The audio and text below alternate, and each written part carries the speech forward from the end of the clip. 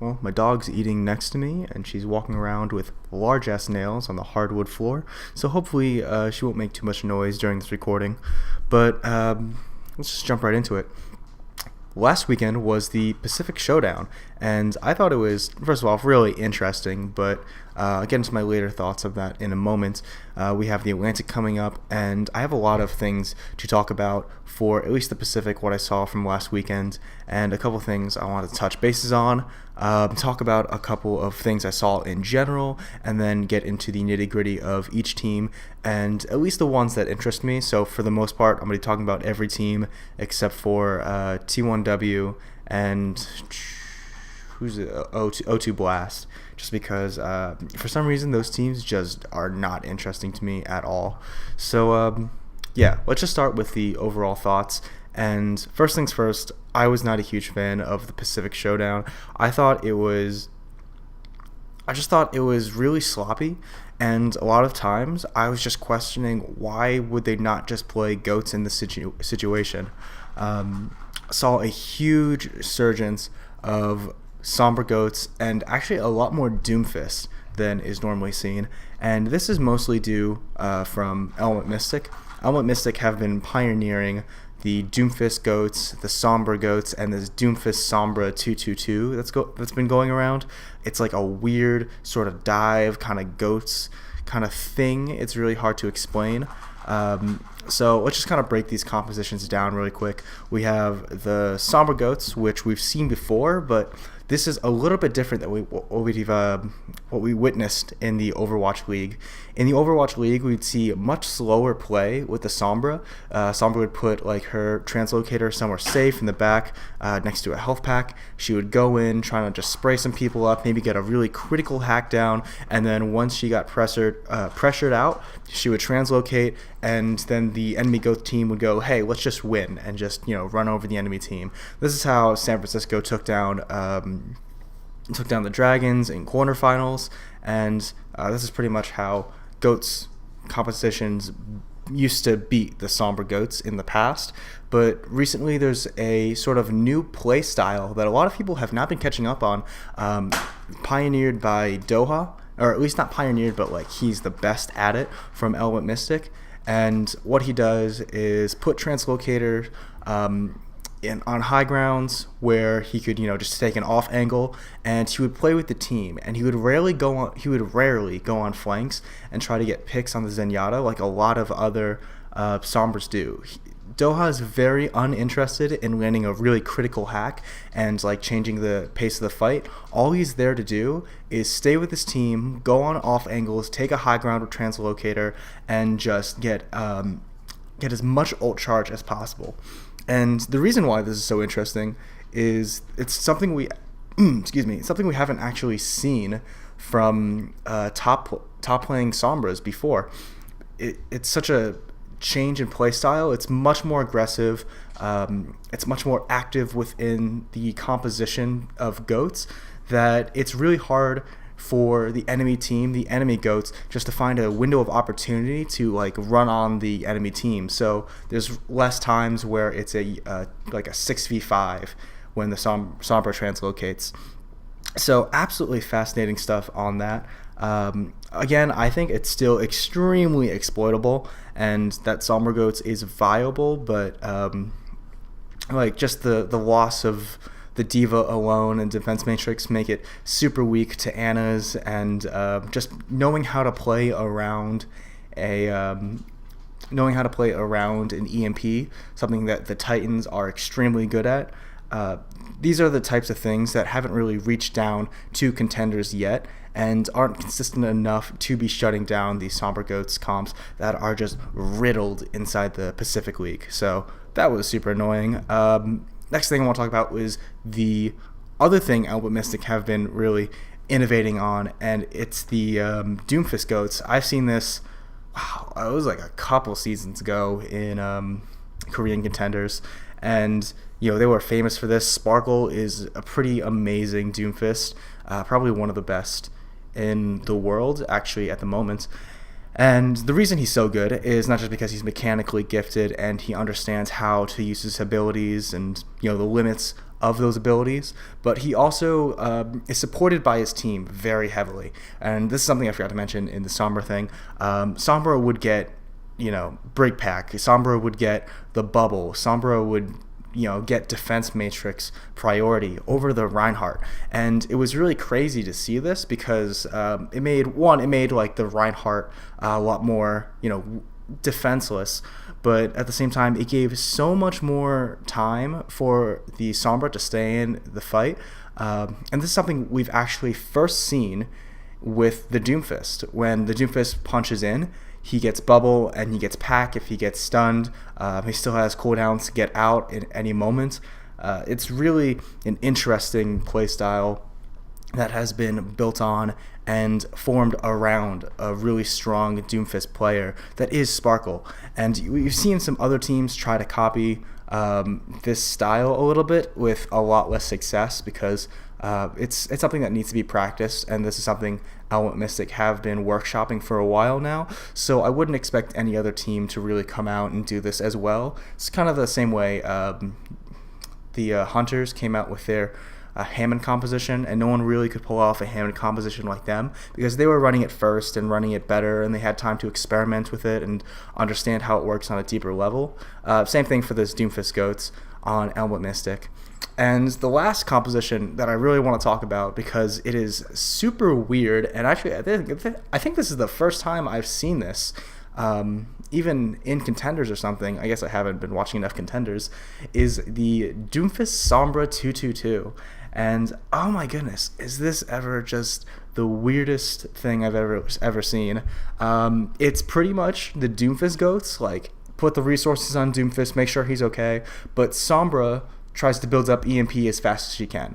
And what happens a lot is either the enemy team has to focus on the Sombra or the Doomfist, and it's really difficult to be like dividing your team to focus on both, because if you do that, you're most likely not going to get either of the Doomfist or the Sombra, and the Doomfist and the Sombra at the same time can get as much value as they want, whereas if you just focus on the Doomfist gets shut down, but the Sombra has a lot of space now to really build up her EMP, and vice versa. If you focus on the Sombra, then the Doomfist can take so much space away from you and get a cheeky little rocket punch or slam uppercut on your support, and it just really messes with you. So it's a really interesting composition. I think, again, it is exploitable. You just have to be the aggressors in these situations.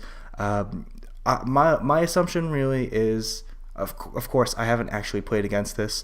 This is not an idea I have workshopped in any games or anything, but I would assume that you would have to try to break bubble or pressure the bubble out as fast as possible on the Doomfist when he's making the engage, and land a sleep on him, land a stun, land a bash, something of the sorts, and then you could easily kill the Doomfist.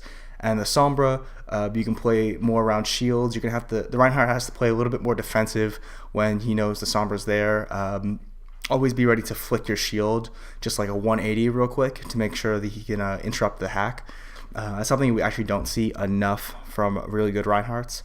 And then if you guys can surpass like the Doomfist Sombra part, which is just focusing the Doomfist and denying the Sombra with like good positioning and making sure hacks don't get off, then you can just run over the rest of the team, because at that point it's just like an Anna, it's just like Anna, Lucio, Ryan, Zarya, and what are they gonna do when Zarya doesn't have a projected bubble and Anna probably used her nade already? It's just it's bad. So that's some of the interesting compositions I've saw from not just Element Mystic, but a lot of different teams who are running mostly Sombra Goats, some of the 2-2-2 like Doomfist Sombra Doomfist, and rarely did I see a lot of Doomfist Goats from anyone but Element Mystic, and that was, again, kind of rare. So now let's just talk about some of the teams that I saw and how I would kind of rank them. So first off, let's just start with number 6. I'm gonna put Order at last place, just because I think they're strong individually. There are a couple of like there are a couple of players that really stood out in my mind, but as a team, they were a little bit sloppy. And this is it's kind of the sloppiness I was talking about earlier in like some of the lower ranked teams that I'm putting down here. Order, I know they are from Australia, so the Aussie scene doesn't get as much love, but it's also because, Harley. Sorry, my dog wants to go out. One moment, Harley. Just give me a second. I just thought Order was really sloppy. Their teamwork together was kind of all over the place. The focus fire at times could be a little bit shaky.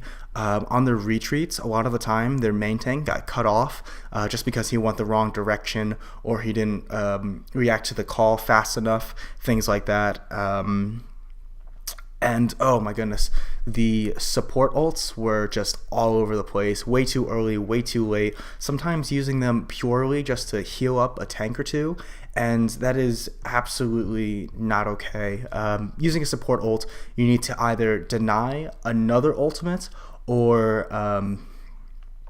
use that to gain an advantage in numbers or force out another ultimate or something of the sorts. The last thing you want to do is, as a support, as a Zenyatta or Lucio, use a Lucio ult, use a Transcendence, whatever it may be, and get nothing out of it except like a solid regroup.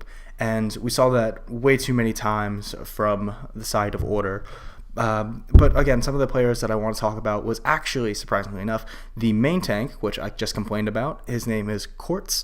I think he did pretty well. I thought he was actually a really solid Reinhardt that could benefit from a better team working around him.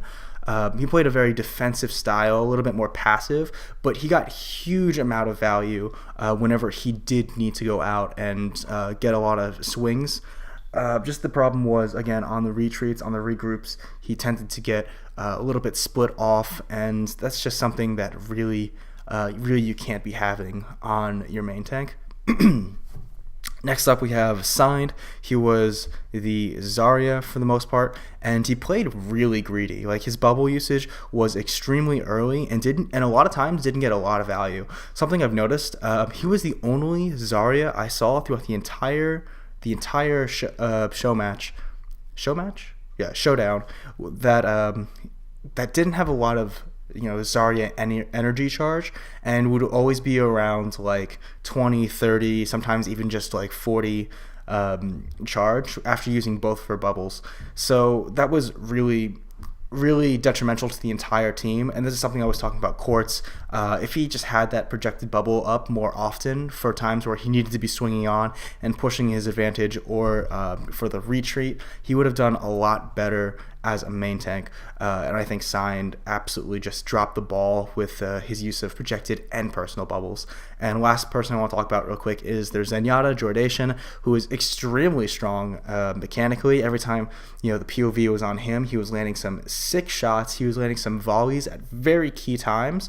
And I thought he was really great at taking aggressive angles without being punished, like rotating through Hotel on King's Rose first and landing like a really key chunk of damage on the enemy Reinhardt, and then they can take the advantage after that, or like just even going on a flank and putting a Discord on someone he wouldn't be able to if he was just sitting back behind his Reinhardt.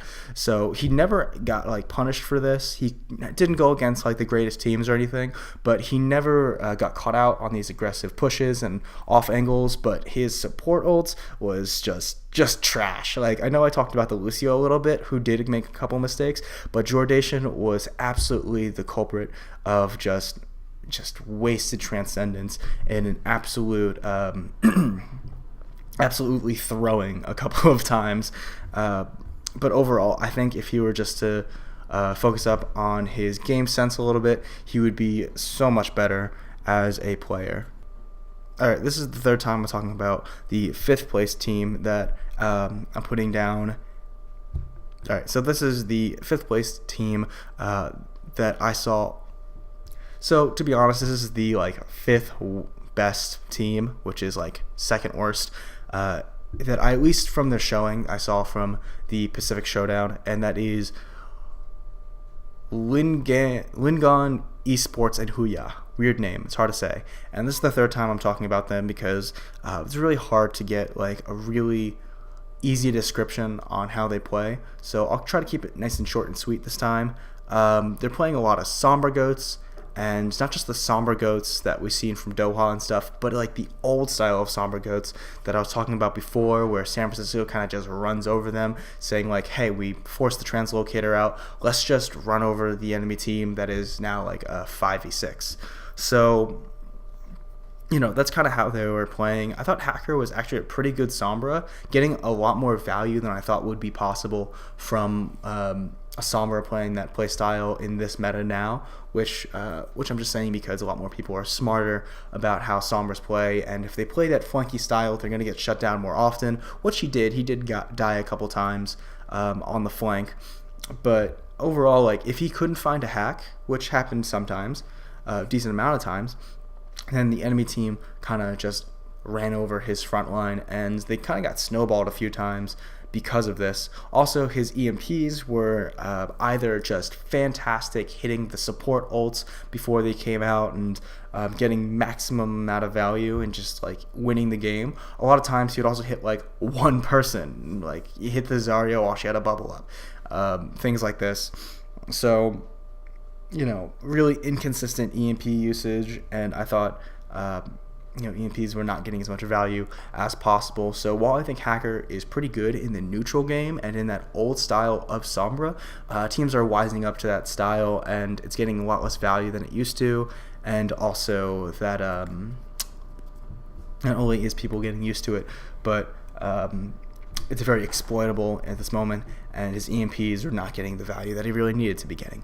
So that's Ligang Esports and Huya as fast as I can do at this time, because I'm sick and tired of talking about this team. Let's finally move on to the next team that I thought was really interesting. The fourth best, or third worst, I guess, is actually Talon Esports. And let me check actually really quick. Talon Esports won the Pacific League, and they're the only one from the Pacific kind of contenders. I thought they actually played pretty darn well at beating out the number one Chinese team and number one Australia team in my eyes from how I saw them play. Now, they had a lot of different compositions under the belts. They had the Sombra Goats, the May Goats, the Sombra Doom a few times, which is a little bit weird. We had some Point Pacific and compositions, such as the triple DPS Bunker and the Hammond composition. So they were had a lot of different things they could play and bring out to try to like counter the other team or change up their style and do something different. I thought their May was probably the best part about them. I think their May Goats was probably the strongest out of the compositions, but unfortunately May is a little bit more map specific, just trying to make sure that her walls get maximum value. It's a little bit difficult on certain maps where it doesn't like cover an entire choke point. But overall, a very flexible team, and their spy checking was absolutely like on point. I was very impressed with actually Bashful for just throwing out a couple whip shots in spots where he thought the Sombra was going to be, and actually catching out a couple Sombras while doing this. And I'm just like, wow, to just imagine how much value that actually gets just out of like a whip shot, which insane stuff right there. But the problem with Talon Esports, the reason I couldn't put them at third instead of second, the reason they lost to, no surprise, the Korean teams. I don't remember exactly who they lost on the Korean team. They lost to, quick check. No, never mind. They didn't even play a Korean team. They lost to T1W twice in the winners and losers bracket. So the reasons I thought like they just could not beat T1W is because they're too flexible. They have too many compositions, and I know I just labeled that as sort of a strength of them, but at some point they become a jack of all trades but a master at none. And the reason that's really important is because they never stick to one composition and really refine it the same way like Overwatch League Titans or Shock really grind out one composition, grind out goats and become the best at it possible. Instead, Talon are trying to spread their talent a little bit too thin, and they come up a little bit short against a team that is just only playing one really good composition, or like one or two compositions that they really focus on, instead of like all of these different things and these map specific ones, and like, hey, Horizon Lunar Colony, let's play this weird bunker triple DPS thing, and hey, let's go ham and comp like quad DPS on this map. Just a little bit too many things going on, too many cooks, and they ended up sort of hurting themselves. So I thought they had the potential to be a really good team in my eyes. The May Ghost was pretty great. I thought the May, was it Oputo, I think his name is. His May was really solid. His Sombra was decent. Built EMPs pretty fast, but he got very little from it.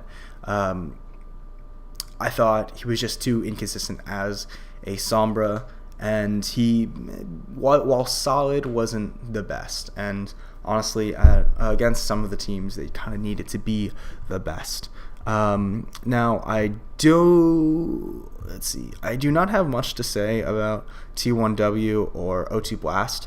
Quick overview. T1W, decent team. I thought Silver wasn't great. I actually really liked Hy-Vee and Assassin, but Assassin wasn't able to play a lot for the most part. They were running Molanran, I think that's his name, if I'm saying that correctly. And I thought Molanran was just a weaker Sombra in my eyes. Let's see, they played a lot of Sombra goats. They played some goats, but their goats wasn't very clean, and they pretty much got mopped up by, I think it was O2 Blast. Yeah, they got mopped up by O2 Blast in a 3-0. And the first game, what did they lose? The first game to Element Mystic. Yeah, they just stood no chance against the Korean teams. And O2 Blast, I feel like, is just a GOATS team, but not a great one. Like, good enough to beat everyone in the Pacific League, but I don't think they would survive a day in even the U.S. contenders, much less European. So, yeah, just weird stuff. And finally, let's talk a little bit about Element Mystic, which, I've actually talked a lot about in the intro, innovating on these new compositions and making a huge splash in, how they play and stuff, really defining a meta for the Pacific League. But at the same time, I think Element Mystic's style is extremely exploitable. I think, given time, people are going to figure out how to play against it, and at some point, they're going to have to drop these Doomfist and Sombra compositions, because while it's really great right now against weaker teams and stronger teams that are unprepared for it, the second teams start to understand how to really counter this Doomfist Sombra style, then that's when Element Mystic are going to go down the drain. Sparkle is a really good Doomfist, but his honestly, I don't like him on anything else, to be 100% honest. His tracking was just decent at best, and I thought his Zarya was just kind of a little shaky. Doha was a really good Sombra, but did almost nothing on the Brigitte. Alpha had to play super, like the rest of their team had to play super far back, so it was hard to see how much value they could actually get out. It's hard to see how much value they can actually get as a player, because we're just waiting for Doha or Sparkle to do something really cool. So Alpha didn't get a chance to shine. Unique didn't really get a chance to shine. Undyne did a couple cool things, but like not enough to actually make me go, hey, that's probably something to look out for. I don't remember Hanbin too much, and Takoyaki.